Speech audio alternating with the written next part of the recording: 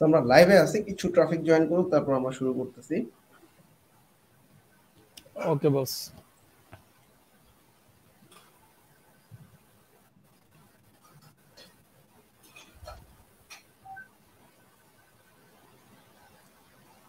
So hello everyone, আমরা আরেকটা edit লাইভে চলে আসছি। সো যারা লাইভে আছো তারা ভয়েস ঠিকমতো শুনতেছে কিনা একটু কমেন্ট করে দিবেন, সো দ্যাট আমরা আইডিয়া পাবো and we can go through. লাইভে যারা আছে একটু কমেন্ট করবা ভয়েস ঠিকমতো শোনা যাচ্ছে কিনা।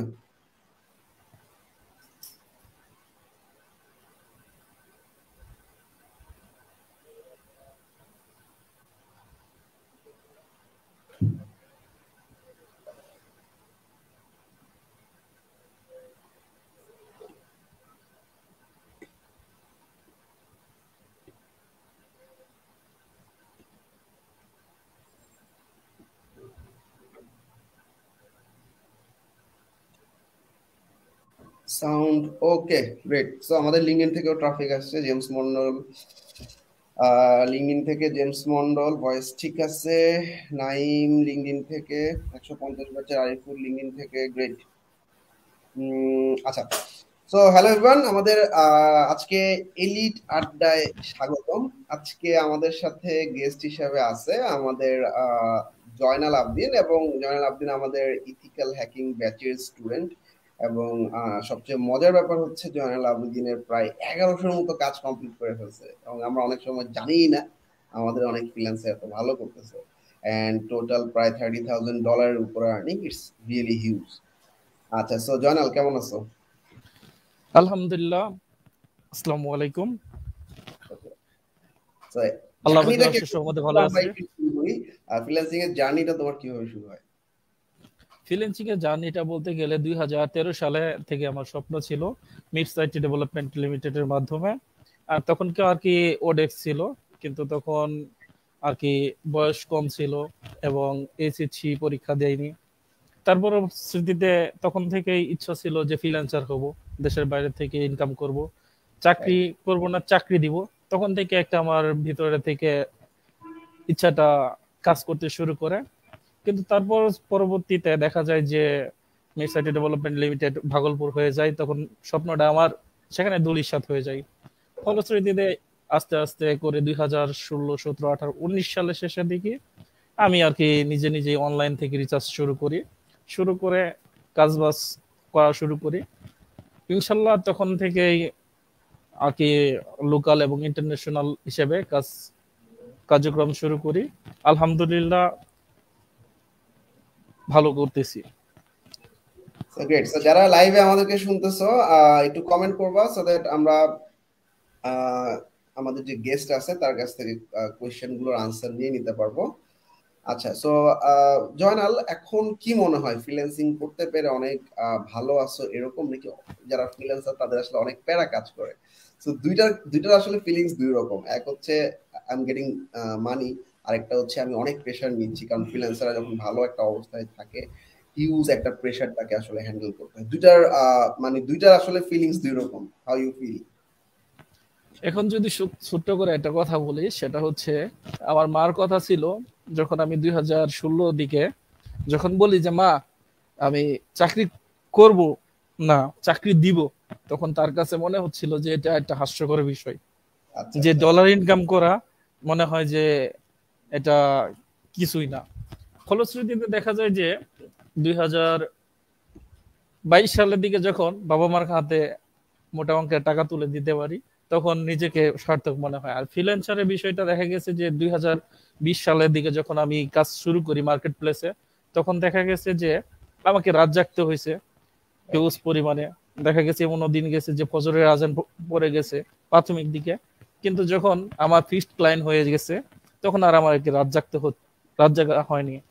এখন দেখা যায় যে কোনো ক্লায়েন্ট যদি আমাকে অফলাইনে পাই, যা মানে মার্কেট প্লেসে যদি নাও থাকি, দেখা যায় যে ক্লায়েন্ট আমাকে সরাসরি ফোনে কল দিয়ে বলতেছে যে ভাই আপনার এই কাজটা আপনি আমাকে হ্যান্ডেল করে দেন। এই বিষয়টা সবচেয়ে খুব ভালো লাগে। আর চাকরির কথা যদি বলি, তাহলে দেখা গেছে যে ওপেন বলতে হয় যে মার্কেট প্লেসের বাইরে আমাকে এমন অফার দিছে, ভাই আপনি আমাকে চাকরি করেন, 8টা 5টা ডিউটি করেন, 1.5 লাখ টাকা আপনাকে স্যালারি দিব। আমি বলছি ভাই এটা আমার পক্ষে সম্ভব না, কারণ আমার ভিতরে এখন বর্তমানে অন্য একটা বিষয় কাজ করতেছে, যে চাকরি নয়, আমি চাকরি দিব, আমি কেন অন্যের গোলামি করব, যেখানে আমার কোনো ফিলে আমার নিজের ব্যক্তিত্ব থাকবো না, আটটা পাঁচটা ধরা ডিউটি। দেখা গেল যে আমার মনে চাচ্ছে আমি এখন যেখানে খুশি সেখানে ঘুরতে পারতেছি, যেতে পারতেছি, নিজের ইচ্ছা মতো সকল কিছু করতে পারতেছি। কিন্তু যদি আমি চাকরি করতাম তাহলে ধরাবান্ধাই থাকতাম, তাহলে আজকে হয়তোবা আমি আপনার সাথে কথা বলার সৌভাগ্যটা পেতাম না। এক্স্যাক্টলি। তো বোঝাই যাচ্ছে তুমি আসলে অনেক জব বিরোধী। এটা আসলে অনেকের ক্ষেত্রেই ট্রু, যারা আসলে জব করে তাদের আসলে একটা আইডেন্টিটির ব্যাপার। অর্থাৎ আমি at the end of the day আমি 3 বছর 4 বছর 5 বছর একটা কোম্পানিতে আমি এফোর্ট দিলাম, আমার হয়তো অনেক এক্সপিরিয়েন্স গেদার হয়েছে, বাট আমি যখন একদমই ডিফারেন্ট কোনো লাইনে চলে যাব তখন at the end of the day আমার হাতে কিন্তু কিছুই নেই, আমি আরেকজনের জন্য কাজ করলাম। তো অনেকগুলো কমেন্ট আছে আরিফুল ফেসবুক থেকে 150 ব্যাচের, জেমস মন্ডল লিঙ্কডইন থেকে, আমাদের আজকে লাইভটা কিন্তু লিঙ্কডইন, ইউটিউব, ফেসবুক সব জায়গা থেকে সম্প্রচার হচ্ছে। সো জেমস মন্ডল কমেন্ট করছে যে how to optimize Fiverr and Upwork profile.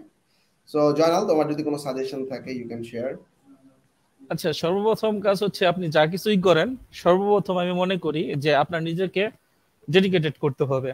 নিজেকে ডেডিকেটেড বলতে যে জিনিসটা বোঝাতে চাচ্ছি, যে আপনি, আমরা অনলাইনে যে যে কাজটা করি সেটা হচ্ছে বিভিন্ন জন ওয়ার্ডপ্রেস বা যে কোনো সার্ভিসই দেই, সেটাকে কি করি আমরা ওই সার্ভিসটাকে প্রমোট করি ক্লায়েন্টের কাছে।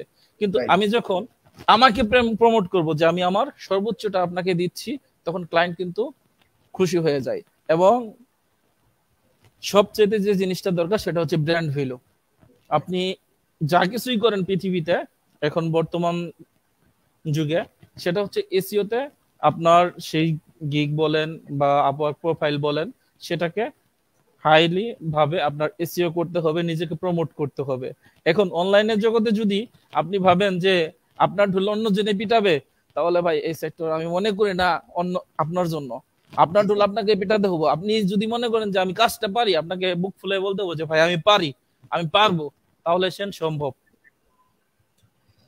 রাইট। আর প্রোফাইল অপটিমাইজের ক্ষেত্রে আমরা মোটামুটি খুব সুন্দর কিছু গাইডলাইন দিই, যারা আসলে মার্কেট প্লেসে কাজ করে ফাইবার প্রোফাইল কিভাবে সাজাবে আপওয়ার্ক। সো ও যেটা বললো খুব চমৎকার একটা ব্যাপার, অর্থাৎ আমি যা জানি সেই জিনিসটা আমাকে আসলে খুব প্রাউডলি এক্সপ্রেস করতে হবে। প্রোফাইল গুলোতে সেই জিনিসগুলোর একটা বুস্ট আপ দেখা যাবে। আমি যে সার্ভিসটা জানি সেই সার্ভিসটা যে আমি প্রপারলি দিতে পারবো ক্লায়েন্টকে, এই রিলেটেড জিনিসগুলো আমাদের যে আপওয়ার্ক বা ফাইবার ওভারভিউ সেকশনে আছে সেখানে আমরা ইনক্লুড করতে পারি। রাসেল সালাম জানাইছে, আসসালামু আলাইকুম, কেমন আছি? আচ্ছা গ্রেট, ভালো আছি। হ্যাঁ, আচ্ছা জয়নাল, সো নতুন যারা, তুমি তো 2 বছর ধরে কাজ করতেছো, নতুন যারা আছে তাদের মধ্যে একটা প্রবণতা দেখা যায় খুব অল্প সময়ে আসলে কিছু একটা করতে চায় মার্কেট প্লেসে, বাট দিনে দিনে মার্কেট প্লেস টাফ হচ্ছে, বিশেষ করে ফাইবার আপওয়ার্কে হিউজ লোড।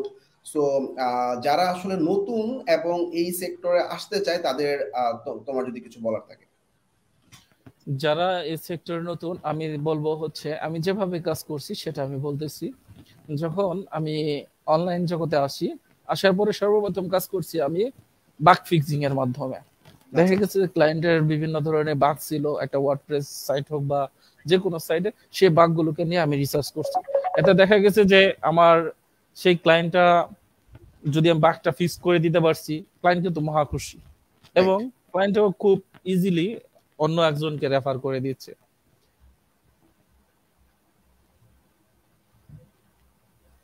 গ্রেট। হ্যাঁ, শোনা যাচ্ছে জয়নাল?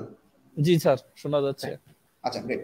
সো মার্কেট প্লেসের বাহিরে তুমি অনেক কাজ করছো এবং 1100-র মতো কাজ কমপ্লিট করে ফেলছো, $30,000 উপর ইনকাম করে ফেলছো।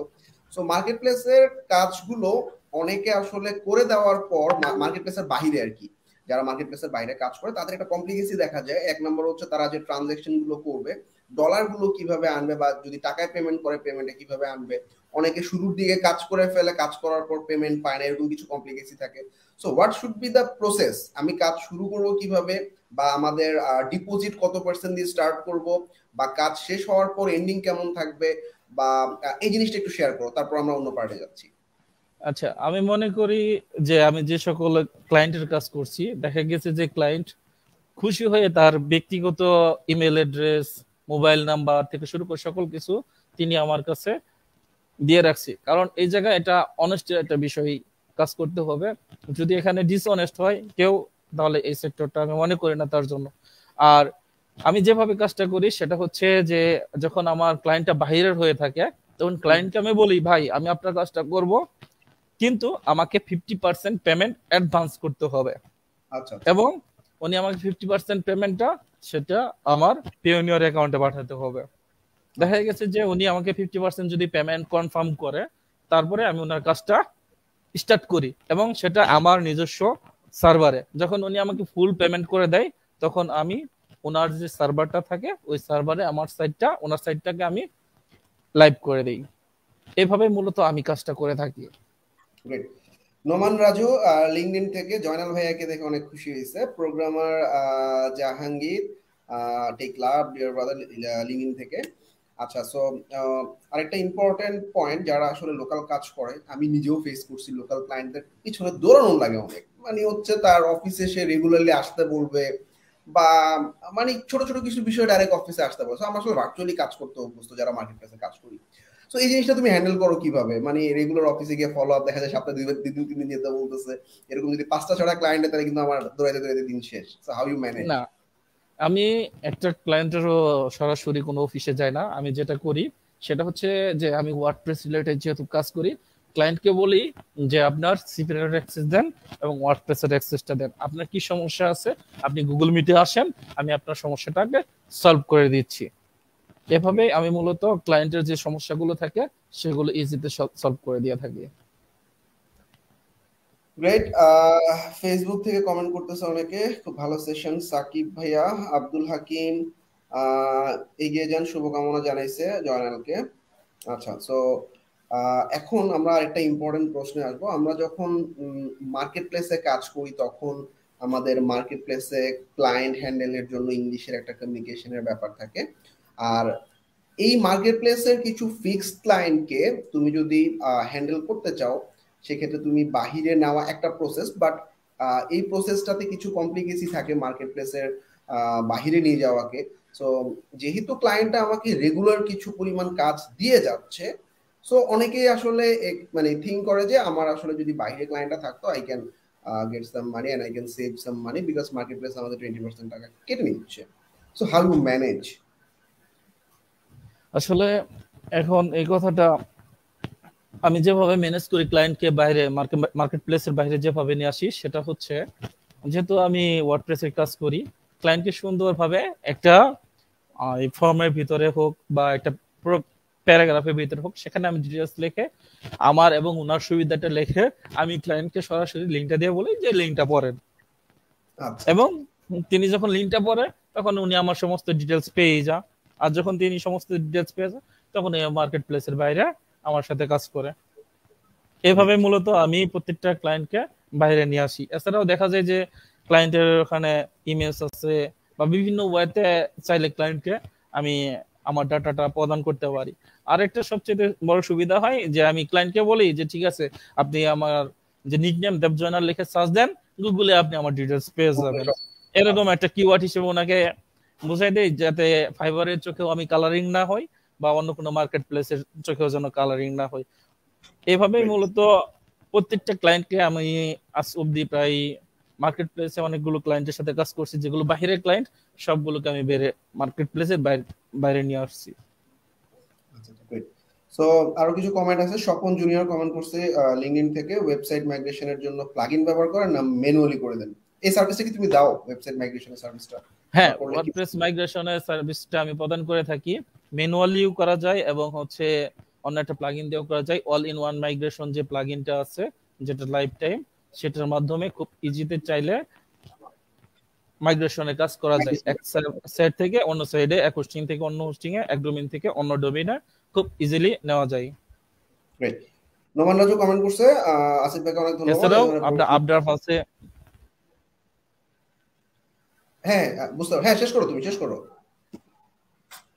এছাড়াও আরো অন্যান্য প্লাগইন আছে, যেমন হচ্ছে আপড্রাফট এবং আরো অনেক প্লাগইন আছে যেগুলো মাইগ্রেশন প্লাগইন লিখে সার্চ দিলে পাওয়া যায়। তবে সবচেয়ে আমার কাছে ভালো লাগে all in one migration premium প্লাগইনটা, কারণ এখানে ডাটাবেস যত বড়ই হোক না কেন সেটা খুব সহজেই আমরা এটা রিস্টোর করা যায়।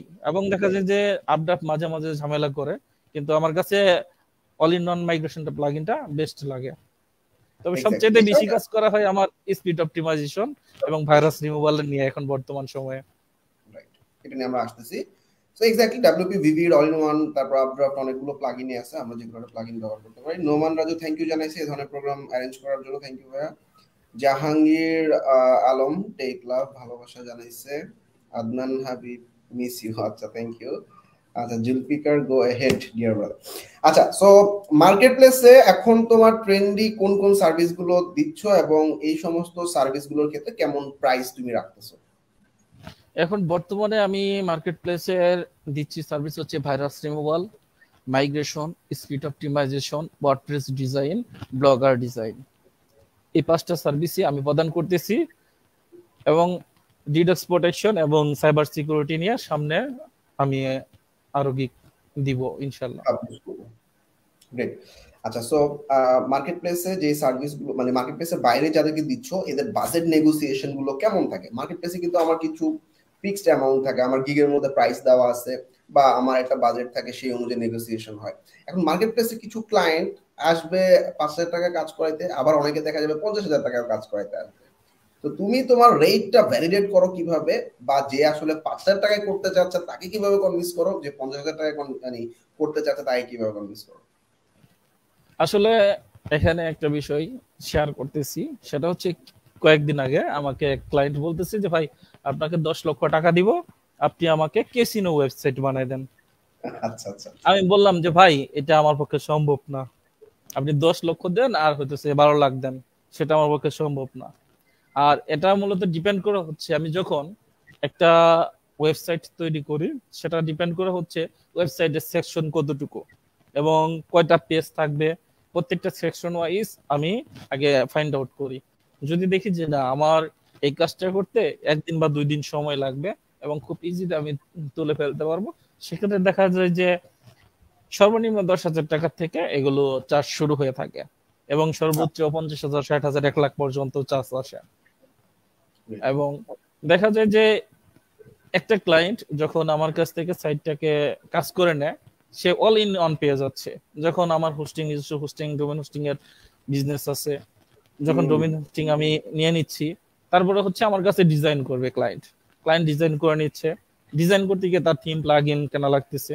দেখা গেছে যে আমার নিজস্ব প্রায় আমি অনলাইন বিভিন্ন কোম্পানির থেকে এজেন্সি প্রায় 900+ থিম এবং প্লাগ ইন কিনে নিয়েছি, যেগুলো ধরেন বাংলাদেশি অনেক ব্যক্তির কাছে মনে হয় যে জিপিএল বা নাল, কিন্তু প্রকৃতপক্ষে সেগুলো অরিজিনাল।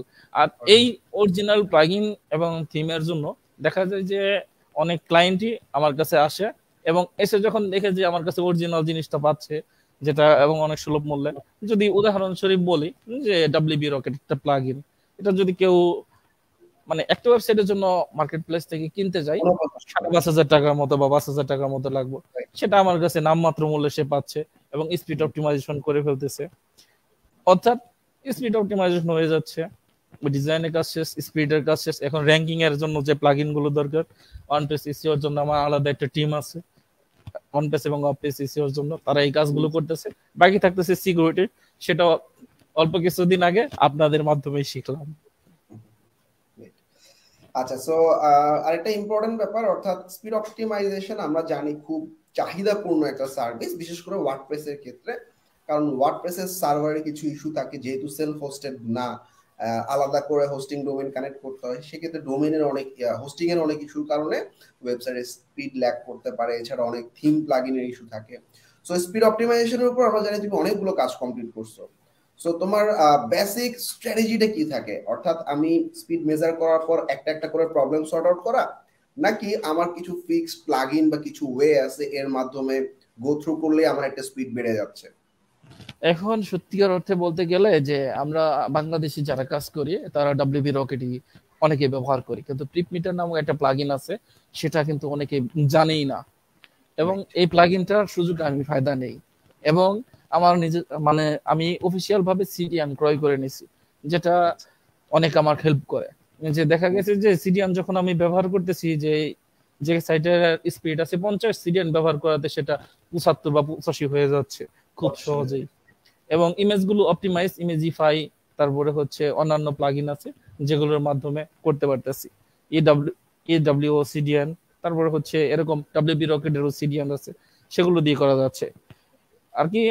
বলা যায় যে প্রথমত আমি আগে রিসার্চ করে দেখি যে আমার এই সার্ভারটা কোনটা, অ্যাপাচি না এনজিএক্স না অন্যান্য সার্ভার। এখন একটা সার্ভারের উপর ডিপেন্ড করে আমি ওই প্লাগইন গুলো ব্যবহার করে থাকি, যে কোন প্লাগইনটা ব্যবহার করলে আমার কতগুলো এরর আসতেছে বা বাগ আসতেছে, সেগুলোকে আমি আগে চেক করি। চেক করার পরবর্তীতে যদি মনে হয় যে না এই প্লাগইনটা আমার এই ওয়েবসাইটের জন্য পারফেক্ট, সেই প্লাগইনটাই আমি ব্যবহার করে থাকি।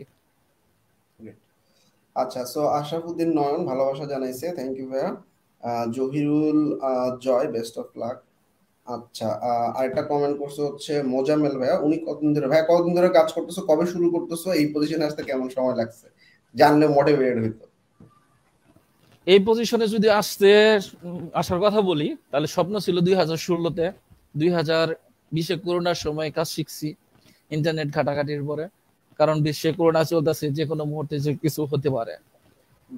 তখন থেকেই মানে 2020 সালে থেকেই মূলত প্রফেশনাল ভাবে কাজ শুরু করি। 2021 সালে 4 জানুয়ারি আমার ফার্স্ট অর্ডার ছিল ফাইবারে $150। সেখান থেকেই আমার আর পিছনে ফিরে তাকাতে হয় নাই।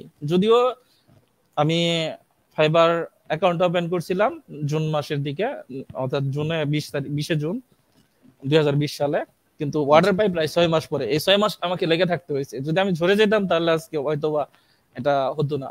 মূলত বলা যায় যে প্রায় 2.5 বছরের জার্নি, 2.5 বছরের কাছাকাছি জার্নিটা চলতেছে। সো 2.5 বছর পর রেজাল্ট পাওয়া শুরু করছে, সো এটা জি জি। সবার জন্য ইম্পর্টেন্ট জানা। আসলে ইনিশিয়ালি খুব দ্রুতই আসলে সবকিছু ঘটে না। আচ্ছা, সো স্পিড অপটিমাইজেশনের জন্য জেএস জসিম ভাই, স্পিড অপটিমাইজেশনের সার্ভিস গুলো কিভাবে দিয়ে থাকে অলরেডি বলা হয়েছে। দিগন্ত সরকার প্রাইস কি বাড়াচ্ছেন কিনা, সবকিছুর প্রাইস বাড়তেছে, সার্ভিসের প্রাইস বাড়াচ্ছে কিনা অলরেডি ও বললো ওর প্রাইসিং নিয়ে। আচ্ছা, আর হচ্ছে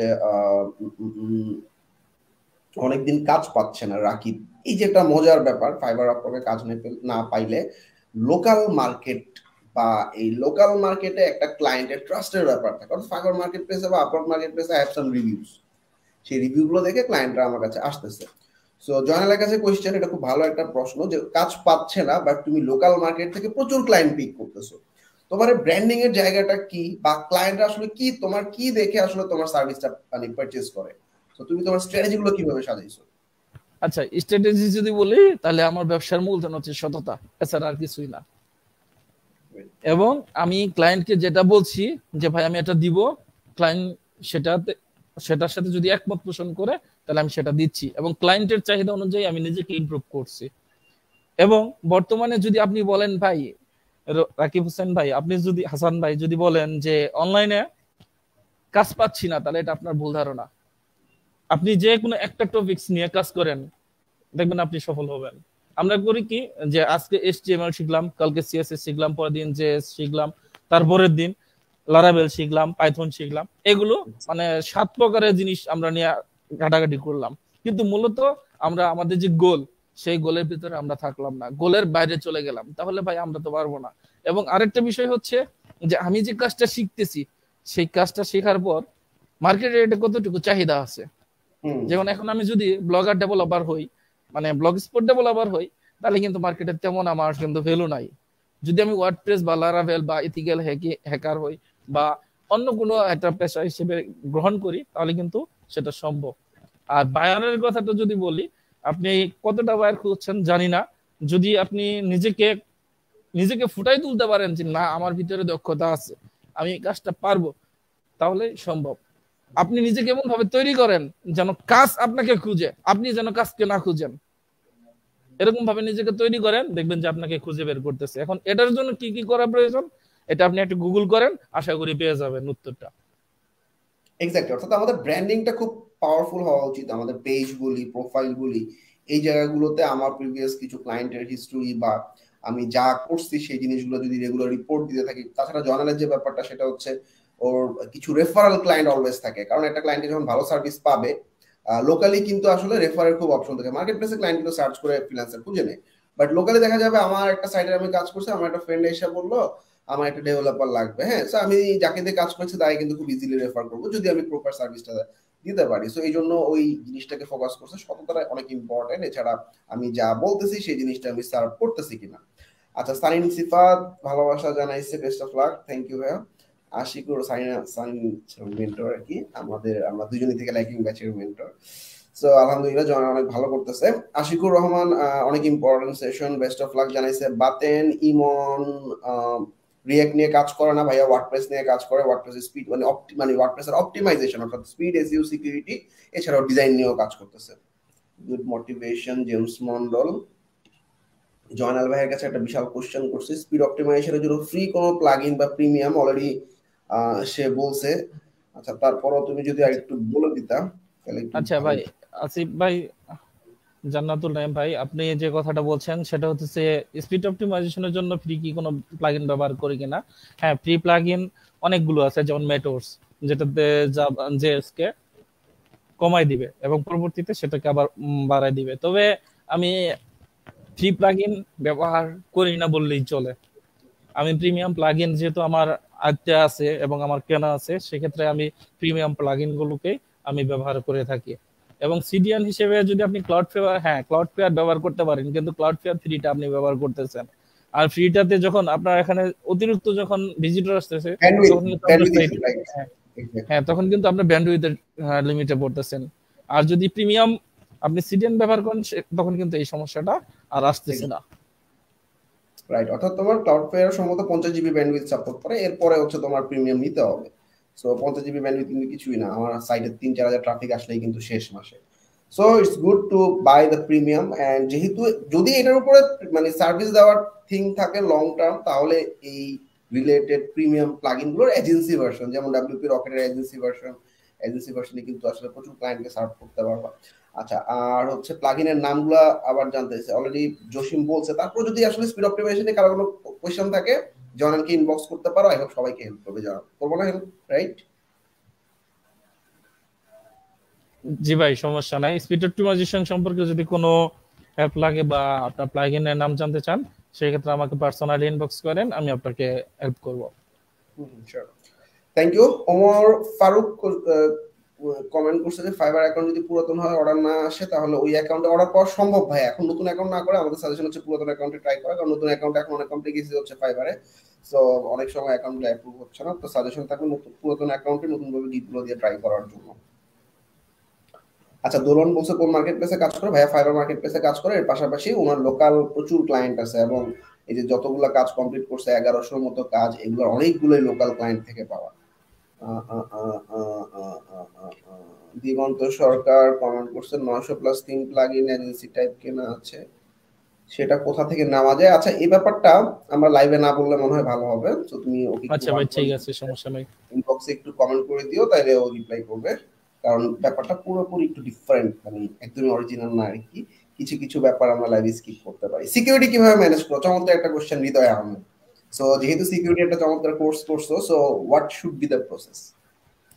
আচ্ছা, প্রথমত হচ্ছে সেই সাইডের আগে প্রথমত ওয়ার্ডপ্রেস সাইট যদি হয়, তাহলে আমরা সেটাকে আগে স্ক্যান করে, এখন আপনারা জিজ্ঞেস করবেন না যে কোন প্লাগইন দিয়ে করি বা কিভাবে করি, সেটা আমি এখন লাইভে বলতে চাচ্ছি না।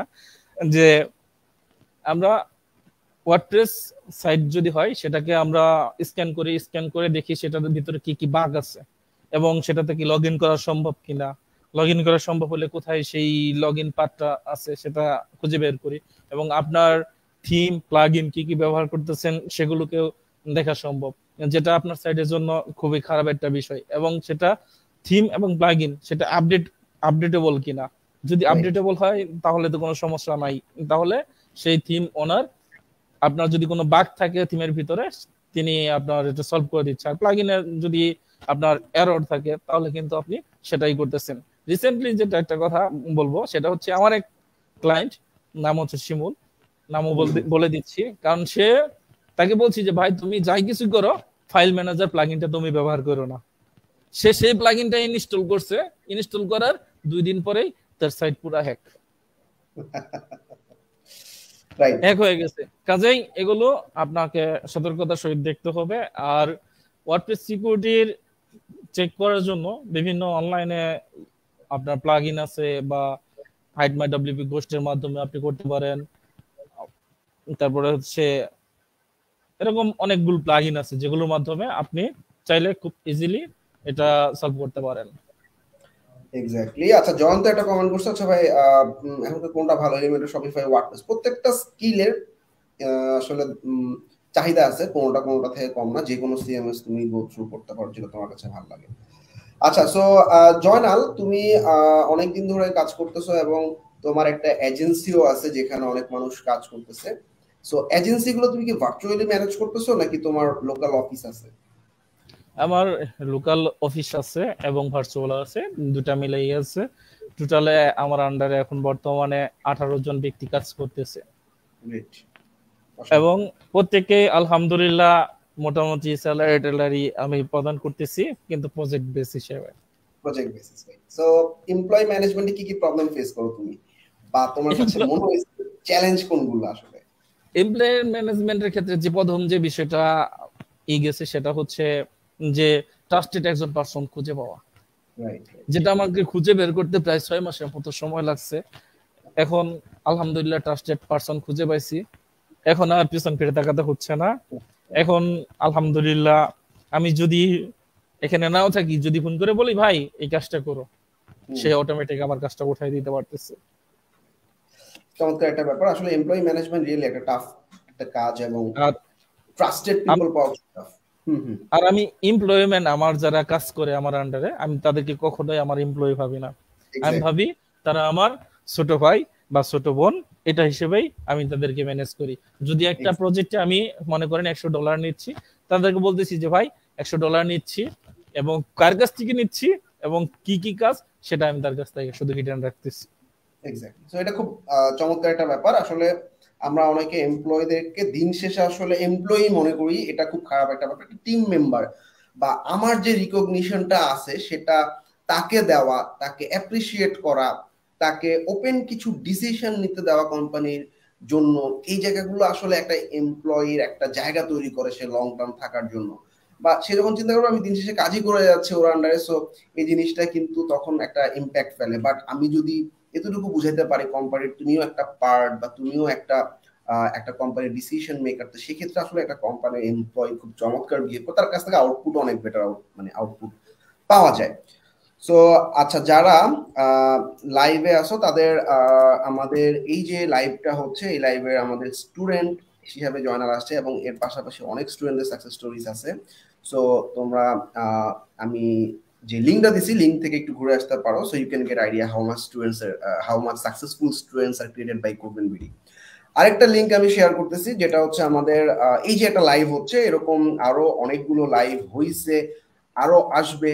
সো এই ধরনের লাইভ গুলো মিস করে ফেললে আরো প্রিভিয়াস সাকসেসফুল স্টুডেন্টদের ভিডিওর একটা আর্কাইভ পেজ আছে এই রিভিউ পেজে, codebenbd.com/reviews।